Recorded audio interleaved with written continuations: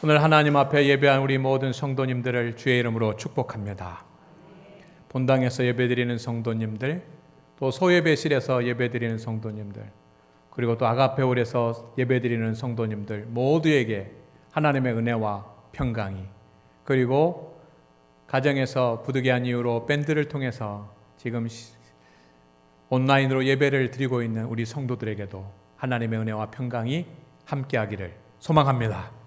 어느 곳에서든지 어느 자리에서든지 영과 진리로 하나님을 예배하는 성도들을 주님께서 지키실 것입니다.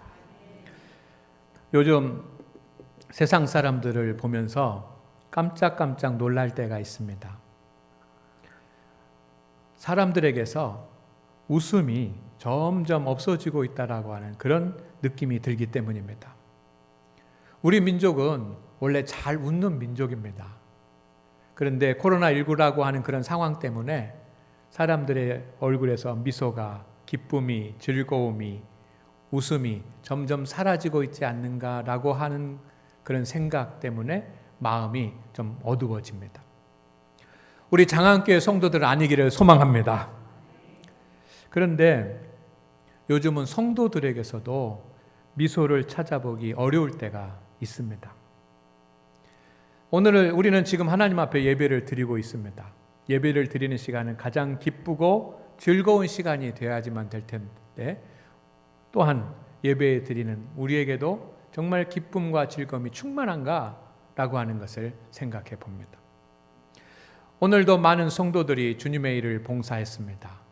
우리는 주님의 일을 하면서 기쁘고 즐거워하며 하나님 앞에 영광을 돌리고 찬송이 나오고 했던 믿음의 경험들이 있습니다. 그런데 진정 요즘은 주님의 일을 하면서 즐거움과 기쁨이 있는가라는 생각이 듭니다. 이 모든 것들이 여러 가지 이유도 있겠지만 가장 큰 이유는 저는 이 코로나19라고 하는 전대미문의 그런 이유 때문에 그렇다라고 생각합니다.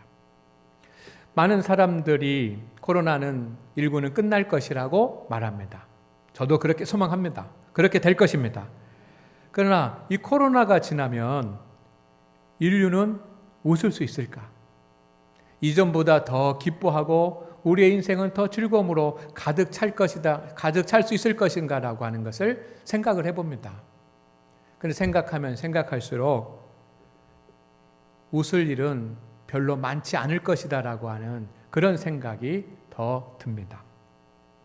왜냐하면 요즘 이 시대를 진단하는 많은 학자들이 있습니다. 저도 여러 책을 보면서 앞으로 시대가 어떻게 변할 것이고 어떤 어려움이 올 것인가라고 하는 것에 대해서 공부를 하고 있습니다. 많은 예견들을 하지만 3가지 위기에서 어려움이 온다고 보통 말을 합니다. 저도 그렇게 생각을 합니다.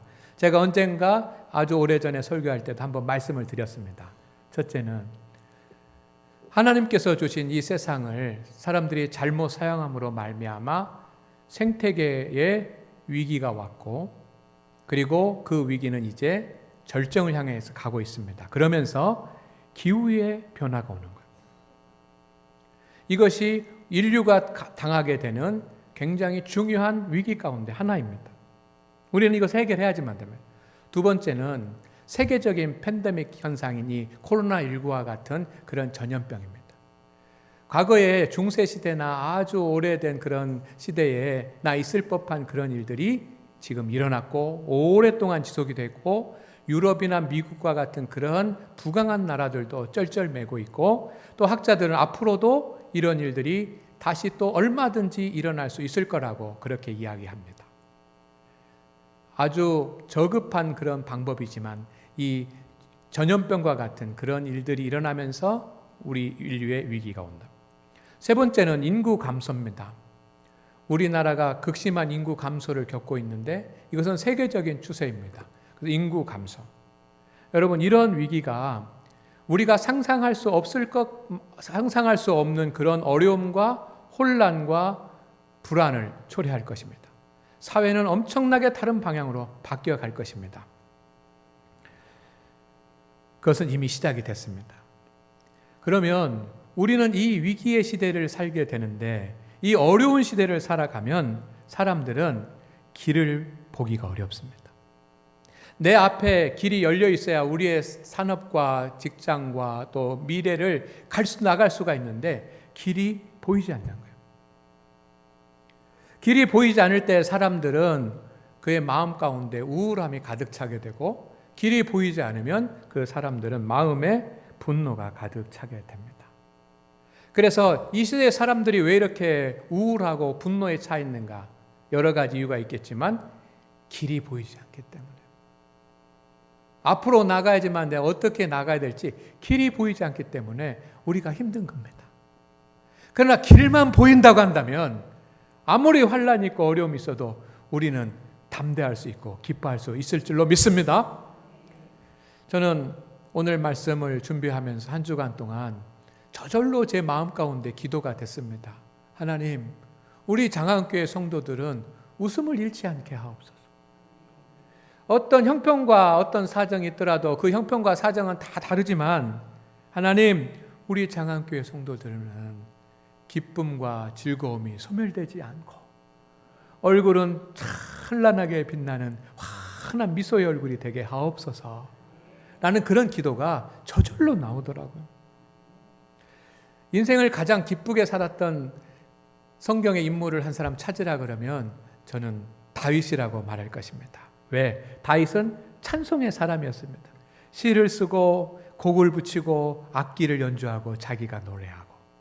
여러분, 찬송은 기쁨과 즐거움의 표현입니다. 내 영혼 마음이 기쁘고 내 육체가 즐거울 때 사람들은 기쁨으로 찬송을 드릴 수 있는 겁니다. 우리의 찬송이 어떻게 하나님 앞에 영광의 찬송이 될 수 있습니까? 어떤 때 영광의 찬송이 됩니까? 내가 기쁨으로 즐거움으로 찬송할 때 영광의 찬송이 되는 줄로 믿습니다. 그래서 다윗은 찬송의 사람이었기 때문에 당연히 기쁨과 즐거움이 그의 마음 가운데 충만했습니다. 그런데 의문이 듭니다. 그러면 항상 평안하고 형통하고 그리고 시간이 많기 때문에 찬송을 쓰고 악기를 연주하고 하나님을 찬양하는 은혜를 누렸을까? 여러분, 시편을 읽어보면 그게 아니라는 사실을 알 수 있습니다. 시편 150편 중에 많은 시편들을 다윗이 썼는데 찬송하고 영광을 돌리는 그런 시어들도 사용을 했지만 많은 부분들이 그와 정반대의 시어들을 사용했어요.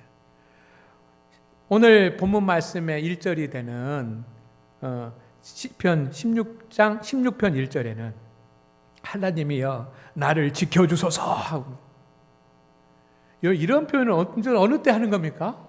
누군가가 나를 해하려고 할 때, 나에게 위기가 왔을 때 하는 그런 표현이에요. 11장 1절 말씀에는 내가 여호와께 피하였거늘 합니다. 시를 시작하면서 내가 여호와께 피하였거늘 하고 이야기합니다. 무슨 말입니까? 지금 어떤 대적들로 인해서 피해야지만 되는 상황이라는 거예요. 그런데 12장 바로 그 다음 12편에는 1절에는 여호와여 도우소서라고 얘기합니다. 그 다음 편 13편에는 1절에 어느 때까지니까? 하나님 나의 고난과 환난과 시련이 어느 때까지니까? 그리고 17장 1절에 보면 여호와여 의의 호소를 들으소서, 호소를 들으소서. 이런 다윗의 시를 한 절 한 절 가만히 그의 시의 언어들을 살펴보면 그의 삶이 형통하고 평안하고 그의 삶이 복되고 즐거울 수 있는 상황이 아니었다라고 하는 것을 알 수 있습니다. 그런데 그는 이렇게 이야기합니다. 시편 4편 7절에 하나님 앞에 이렇게 고백을 합니다. 우리 다 같이 한번 소리내서 읽어보겠습니다. 시작. 내 마음에 두신 기쁨은 그들이 곡식과 새 포도주가 풍성할 때보다 더하나이다. 아멘. 이렇게 되기를 원하시는 분은 아멘. 여러분, 하나님께서 마음에 뭘 두셨습니까? 기쁨을 두셨습니다. 이게 다윗의 고백이에요. 하나님이여 나를 지켜소서, 나를 도와주소서, 어느 때까지니까 호소를 들으소서. 그렇게 하나님 앞에 나와서 탄식하며 부르짖어 눈물로 기도하는 다윗이 한편으로는 주께서 내 마음에 기쁨을 두셨다 그랬습니다. 그 기쁨은 세상에서 가장 풍성하고 부유한 것보다 더 큰 기쁨이라는 것입니다. 여러분, 이 다윗에게 있었던 그 기쁨, 여호와여 도우소서 어느 때까지니까 라고 하나님 앞에 절규해야지만 됐던 그런 환난과 어려움의 때였지만 하나님께서 그의 마음 가운데 기쁨을 주셨는데 그 기쁨은 어떻게 온 것일까요? 가만히 있는데 그의 마음 가운데 기쁨이 생겨난 것은 아닙니다. 여기에 대한 답이 오늘 시편의 말씀입니다. 다 같이 읽습니다. 시작. 주께서 생명의 길을 내게 보이시리니 주의 앞에는 충만한 기쁨이 있고 주의 오른쪽에는 영원한 즐거움이 있나이다. 아멘. 내 앞에 아무리 어려운 일이 있고 힘든 일이 있고 내가 절규하는 일이 있고 슬픈 일이 있고 눈물이 있는 일이 있다고 할지라도 아무리 길이 막히고 암담하고 참담하다고 할지라도 내가 아니라 주께서 길을, 어떤 길을? 생명의 길을 누구에게? 나에게 보이시리니. 생명의 길이 보이면 여러분 기쁨과 즐거움을 얻게 되는데 그 기쁨이 어떤 기쁨입니까?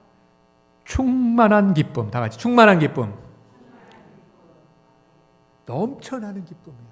이 기쁨은 잠시 우리가 좋은 것을 먹거나 좋은 것을 보거나 좋은 것을 입어서 새로운 것을 구입을 해서 얻는 그런 기쁨이 아니고 이 내면으로부터 솟아나와서 감당할 수 없을 만큼 넘쳐 흐르는 내적인 심령의 기쁨을 말하는 거예요.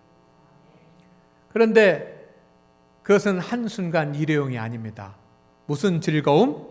영원한 즐거움. 소멸되지 않은 영원한 즐거움이 있는 것입니다. 무엇 때문에? 생명의 길을 하나님께서 보이시기 때문에. 왜 그렇게 환난과 시련과 탄식의 사람 다윗이 내 마음에 기쁨을 두셨다고 하고 기쁘고 즐거운 사람이 됐으며 찬송하는 사람이 되었을까요? 여러분, 성경에 답이 있습니다. 하나님께서 그에게 생명의 길을 보이셨기 때문인 줄로 믿습니다. 생명의 길은 무엇일까요?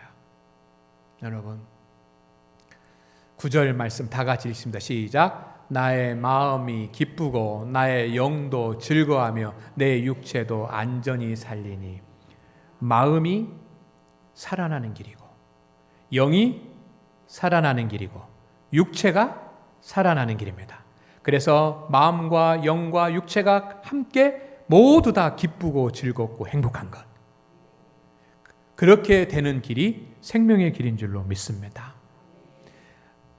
마음은 편한데 영과 육은 슬픈 것이 아니고, 영은 은혜를 받는데 마음과 육체가 힘든 것은 아니고, 육체는 잘 되는데 마음과 영혼은 피폐해지는 것이 아니라 마음의 문제, 영혼의 문제, 육체의 문제, 모든 문제들이 해결되고 살아날 수 있는 그런 길이 생명의 길인 줄로 믿습니다.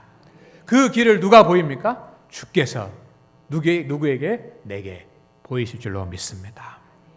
여러분, 여러분의 마음은 안녕하십니까?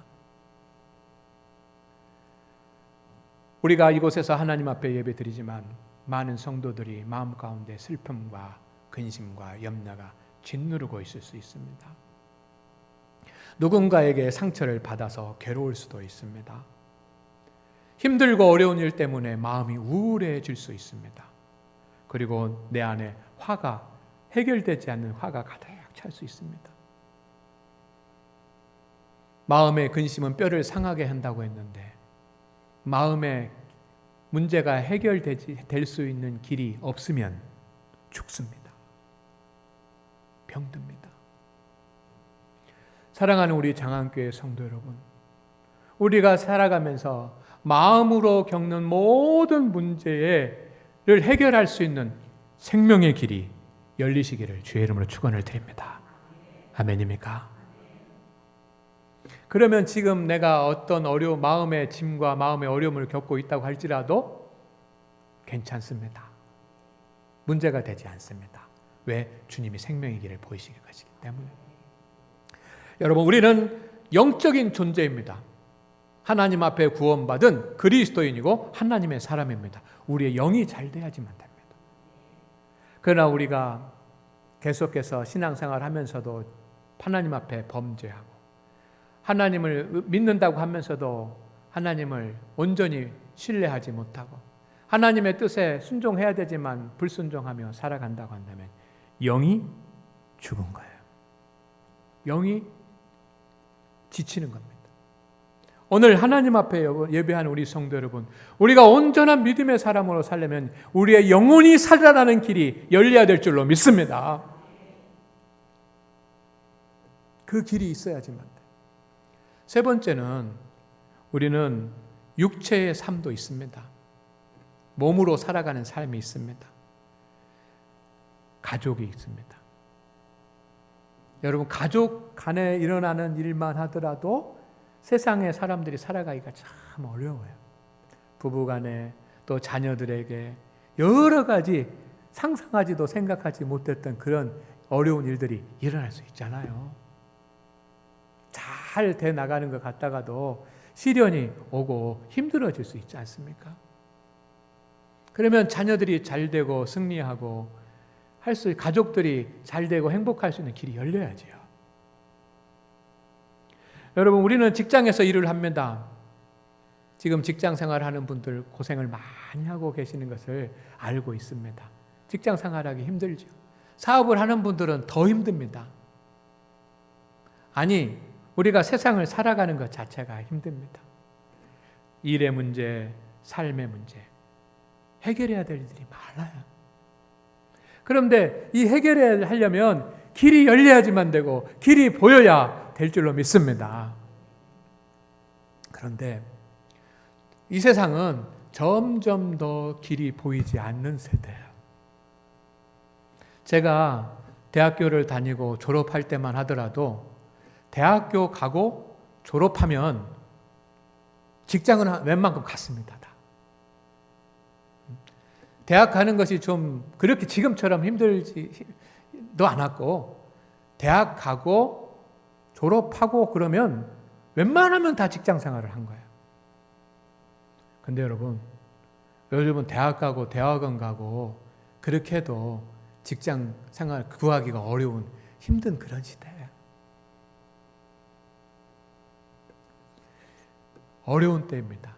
앞에서 말씀드린 것처럼 여러 가지 삶의 조건들이 내가 어떻게 살아가야 될지, 우리 자녀들이 어떻게 살아가야 될지 그 길이 보이지 않는 그런 깜깜한 사망의 음침한 골짜기를 우리가 지나가고 있습니다.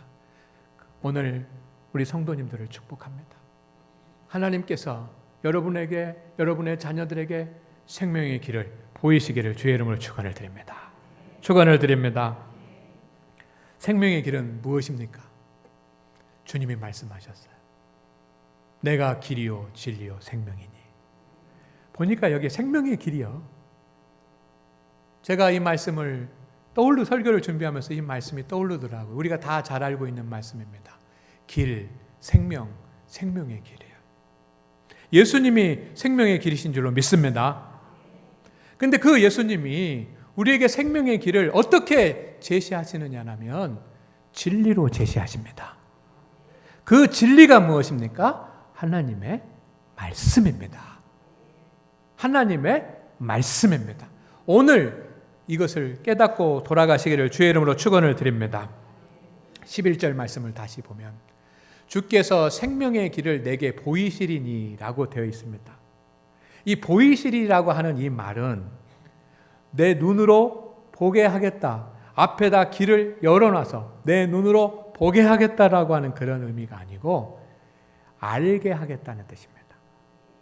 히브리어의 원래의 뜻은 주께서 생명의 길을 내게 뭐 하신다? 알게 하신다는 겁니다. 여러분, 보게 하신다는 것하고 알게 하신다라고 하는 것은 의미가 조금 다릅니다. 알게 하신다는 거예요. 여러분, 생명의 길은 갑자기 내 앞에 나타나는 것이 아닙니다. 생명의 길은 하나님께서 말씀을 통해서 성도가 알게 하십니다. 몸이 살고 영혼이 살고 마음이 살 수 있는 생명의 길을 주님께서는 말씀을 주셔서 말씀을 깨달으면 그 자가 생명의 길이 보이게 하시는 줄로 믿습니다. 이게 성경의 질서이고 신비입니다. 그래서 광야에서 40년 동안 이스라엘 백성들이 유랑하게 되는데 주님께서 출애굽을 한 뒤에 이스라엘 백성들에게 제일 먼저 하신 일은 뭐냐면 시내산에 그들을 불러 모으고 그들에게 십계명과 말씀을 주신 일이에요. 가나안 땅에 들어가는 여호수아에게 하나님께서 주신 말씀은 무엇이냐면 좌로나 우로나 치우치지 말고 말씀을 붙잡으라는 거예요. 아멘입니까? 말씀을 붙잡을 때 거기에 생명의 길이 보이는 거예요. 오늘날도 마찬가지입니다. 교회와 성도들 하나님께서 그렇게 역사하시는 줄로 믿습니다. 성도가 하나님의 말씀을 깨달을 때 생명의 길이 보입니다. 다 같이 한번 하겠습니다. 시작. 성도가 하나님의 말씀을 깨달을 때 생명의 길이 보입니다. 말씀을 알기 전에는 생명의 길을 볼 수 없지만 말씀을 알게 되면 생명의 길이 보입니다. 그래서 생명의 길을 보게 돼요. 위로도 얻게 되고 지혜도 얻게 되고 능력도 얻게 되고 하나님께서 주십니다. 여러분, 우리 교회도 안경을 쓰신 분들이 계십니다. 어떤 분들은 그래도 안경을 벗어도 보이시는 분들이 계셔요. 이것도 축복이에요. 그런데 안경을 벗으면 안 보이시는 분들이 있어요. 얼마나 답답할까요? 또 안경을 주셔서 보게 하시니 얼마나 또 감사한 일인지 모릅니다. 여러분, 안경은 무엇입니까? 앞이 보이지 않을 때, 희미할 때든지 보이지 않을 때든지 그 안경을 쓰면 보이지 않던 것들이 보이게 되는 것입니다. 어떤 분이 눈이 침침하고 안 좋아가지고 그 백내장 수술을 했습니다. 그래서 수술을 이제 어렵게 하고 수술을 하고 나니까 문제가 하나 생겼습니다. 무슨 문제냐면 너무 잘 보이는 거예요. 그래가지고 이 백내장이 있었을 때는 집안이 조금 웬만큼 지저분해도 머리카락도 안 보이고 먼지도 안 보이고 냉장고에 뭐 때도 안 보이고 그래가지고 그냥 우리 집이 깨끗한가 보다 그러고 그냥 살았는데 백내장 수술을 싹 하고 나니까 안 보이던 것들이 싹 보여가지고 냉장고 문짝은 왜 이렇게 더러운지 방바닥에는 왜 이렇게 머리카락이 많은지 막 다 보여가지고 막 힘들어졌다고 청소하기. 그런 이야기를 제가 들었습니다. 우리가 앞이 캄캄할 때가 있습니다. 길이 보이지 않을 때, 길이 보이지 않으니까 사람은 불안하고 답답하고 화도 내고 하는 겁니다. 길이 보이는 사람은 룰루랄라 합니다. 기쁘고 즐겁습니다. 하나님의 말씀을 통해서 주님께서 생명의 길을 보게 하신다는 것을 꼭 기억하시기를 주의 이름으로 축원을 드립니다. 마음이 살 길, 몸이 살 길, 영혼이 살 길을 주님께서 보여주실 줄로 믿습니다. 요즘 우리 교회 성도들은 주의 수성은 거룩한 독서를 하고 있습니다. 주의 수성은 주일날 예배 시간에 받은 거룩한 하나님의 말씀을 매일 묵상하는 겁니다. 아침 저녁으로. 많은 성도님들이 공통적으로 하시는 말씀이 있습니다. 목사님 하기를 잘했습니다. 어떤 분은 억지로라도 했는데 은혜가 되는 줄로 이렇게 크게 은혜가 되는 줄 몰랐습니다. 말씀의 은혜가 옛날에 그냥 설교를 듣고 했던 것과는 다른 하나님의 말씀의 은혜가 있어요. 말씀 깊이 느끼는 은혜가 있습니다. 라고 말씀드립니다. 성도, 우리 장안교회 성도들이 말씀의 능력을 체험하고 계신 줄로 믿습니다. 할렐루야! 거룩한 독서, 주의 수성 거룩한 독서를 덮기 위해서 제가 몇 달 동안 새벽 말씀을 문자로 보내드렸습니다. 새벽에도 똑같은 주일날 말씀을 설교를 하면서 그 메모를 해가지고 그 말씀을 문자로 보내드렸고, 그리고 또 밴드를 만들어서 밴드에 가입하신 분들은 거기에 올려가지고 볼 수 있도록 했습니다. 많은 분들이 성경 말씀을 이렇게 묵상하는 법이 있다라고 하는 것을 알았다고 고백해 주셨습니다. 따라오시는 분들, 매일매일 문자를 보내드리고 또 밴드에 있는 그런 글들을 읽으면서 설교만 한 편 들었던 것이 아니라 이 말씀은 이렇게, 이 말씀은 이렇게, 또 이렇게 이런 부분에 내 삶에 적용할 수 있구나 라고 하는 것을 알게 되었습니다 라고 하는 분들이 있습니다. 이제 이 말씀, 우리 장안교회 성도는 말씀을 묵상하는 수준이 높아졌다라고 생각을 합니다. 아멘. 그래서 이제 문자를 보내지 않아도 잘 할 수 있을 것이라 라는 그런 생각이 듭니다. 그래서 새벽에 보내드렸던 말씀을 들으려면 꼭 새벽 기도에 오셔야지만 이제 들을 수 있습니다. 성도는 항상 하나님의 말씀을 읽고 듣고 묵상하고 암송하고 연구하는 일에 힘써야지만 됩니다. 왜? 이 어두운 시대에, 암흑의 시대에 어떻게 앞으로 삶이 변화될지, 사업이 어떻게 변화될지, 직장이 어떻게 변화될지, 자녀들의 미래가 어떻게 될지 알지 못하는 이 시대에 생명의 길을 보게 하는 안경이 하나님의 말씀이기 때문인 줄로 믿습니다. 하나님은 주일날 예배 시간에 교회를 통해서 주시는 주 예수 성언을 통해서, 성도가 그 주 예수 성언을 매일 묵상함을 통해서 생명의 길을 보이실 줄로 믿습니다. 많은 성도님들이 달라졌습니다. 또 은혜를 고백합니다. 왜? 살 길이 보이기 때문에. 신기하지 않습니까? 말씀을 읽고 말씀을 묵상하기만 했는데 살 길이 보이는 거예요. 이게 말씀의 신비입니다. 8월, 9월 중 3주 정도 카톡방도 만들어가지고 집중훈련을 했습니다. 내일부터 2주간 이 카톡방 운영 다시 하려고 합니다. 우리 집사님 또 권사님들이 수고를 하고 계시는데 앞으로 내일부터 딱 정확하게 2주만 더 하겠습니다. 하는 이유가 있어요. 뭐냐면 우리 성도들이 말씀을 읽는 일에는 이제 숙달 됐습니다.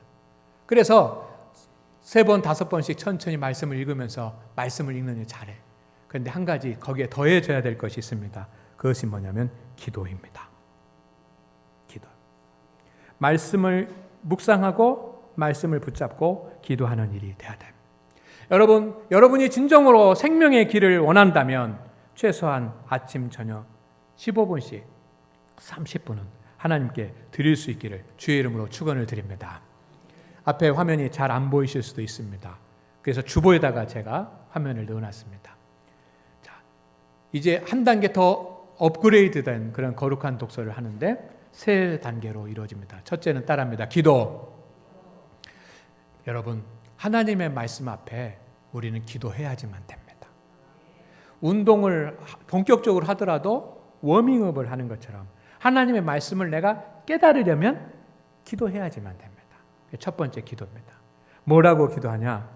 주일 예배를 통해 하나님의 말씀을 주신 것을 감사합니다. 기도하십시오. 이것이 생명의 양식이기 때문에 그렇습니다. 하나님, 오늘도 장안교회 주일 예배를 통해서 나에게 이 말씀을 주시니 감사합니다. 하고, 두 번째는 하나님, 성령으로 조명하여 주셔서 말씀을 깨달을 수 있게 하여 주옵소서. 내 힘과 내 능력과 내 지혜로는 알 수 없으니 하나님, 성령의 충만함으로 해서 말씀을 성령으로 조명하셔서 내가 깨달을 수 있게 하옵소서라고 기도합니다. 오래 기도하지 않으셔도 됩니다. 한 2분 하시면 됩니다. 다음에는 따라합니다. 묵상. 천천히 또박또박 작은 소리로 매일 아침 저녁 3번, 5번 지금 하셨던 것을 그대로 하시면 됩니다. 하나님이 나에게 어떤 말씀을 주시는지 라고 생각하면서 하시면 됩니다. 그리고 3번째 따라하면 중보기도. 하나님 말씀을 주셨으니 이 말씀 수용하고 성취하고 순종할 수 있게 하옵소서. 내가 그 말씀을 수용하고 그 말씀이 내 삶 가운데 성취되고 그리고 내가 그 말씀을 순종하며 살게 하옵소서라고 기도하십시오. 읽고 끝나면 안 되는 거기 때문에 그렇습니다. 그리고 여러분의 가정과 자녀들, 그리고 여러분의 직장과 일, 그리고 교회, 담임 목사, 직분자들, 장로님들, 집사님들을 위해서, 국가를 위해서 10분이라도 기도하고 일어서는 것입니다. 한 15분 정도 시간이 걸릴 거라고 생각합니다. 여러분, 바쁜 시대입니다. 왜 바쁘고 분주한 이 시대에, 이 피곤한 시대에 말씀을 읽고 우리가 기도해야지만 됩니까? 아무 때나 기도하고 아무 때나 또 그 말씀을 읽으면 되지. 왜 우리가 이렇게 아침 저녁으로 말씀을 붙잡고 기도해야지만 됩니까? 여러분, 우리는 바쁘기 때문에 기도해야 될 줄로 믿습니다. 그런 책도 있지 않습니까? 바쁘기 때문에 기도한다고. 너무도 힘들기 때문에 기도한다고. 기도해야 돼요. 제가 어떤 목사님이 쓰신 글을 읽고 감동을 받아서 여러분에게 소개합니다. 따라합니다. 기도는 조율이다. 그 목사님이 기도는 조율이다라고 이렇게 딱 정의를 하셨더라고요. 제가 감동이 됐습니다. 여러분, 성도는 하나님이 만드신 악기라고 사람들이 표현을 많이 합니다. 우리는 악기입니다. 하나님의 소리를 내는 악기입니다. 다 다른 악기입니다. 똑같이 피아노도 아니고 똑같이 다 바이올린도 아닙니다. 다 다른 악기입니다. 다른 악기인데 우리는 그 악기에 맞는 아름다운 소리를 내야지만 됩니다. 여러분, 오케스트라가 아름다운 음악을 연주하려면 연습도 많이 해야 되지만 연주할 때 조율을 해야지만 돼요. 각자의 악기의 음을 원음에 딱 맞춰야지만 됩니다. 그래야 좋은 소리가 나고 아름다운 소리, 사람을 감동시키는 소리가 나오는 거예요. 기도는 무엇인가? 기도는 내 말과 내 생각과 행동을 하나님께 조율하는 것이다 라고 하는 것이 그 목사님의 논리예요. 아침에 탁 일어나서 우리는 하루 종일 말하고 생각하고 행동하게 될 텐데 탁 먼저 세상 사람들 만나기 전에 내 하나님이 주신 이 악기를 하나님의 뜻에 맞게 딱 조율해가지고 나가시기를 바랍니다. 또 세상에 살다가 이 줄이 늘어나고 해가지고 음이 안 맞을 수 있어요. 밤에 돌아와서는 하나님 앞에 엎드려서 말씀과 생각과 말과 행동을 다 하나님 앞에 딱 조율하고 그렇게 살아간다면 여러분, 나와 함께하는 사람들이 행복하고 나와 함께하는 사람들이 감동을 받을 줄로 믿습니다. 말씀은 생명의 길을 보게 하는 안경입니다. 보기만 하면 안 됩니다. 그 길을 걸어가야지만 되죠. 그 길을 행복하게 걸어갈 수 있는 것은 기도의 힘입니다. 하나님의 뜻과 하나님의 마음에 다 내 삶을 조율해서 살아간다고 한다면 생명의 길을 보기만 하는 자가 아니라 생명의 길을 걸어가는 성도가 될 줄로 믿습니다. 주 예수 성은 거룩한 독서를 통해서 생명의 길을 알게 하시는 하나님, 그래서 여러분 앞에 생명의 길들이 보이기를 주의 이름으로 축원을 드립니다. 축원을 드립니다. 기도합니다. 주님, 우리 성도들이 주 예수 성은 거룩한 독서를 통해서 생명의 길을 보게 하여 주옵소서. 예수님의 이름으로 기도드립니다. 아멘.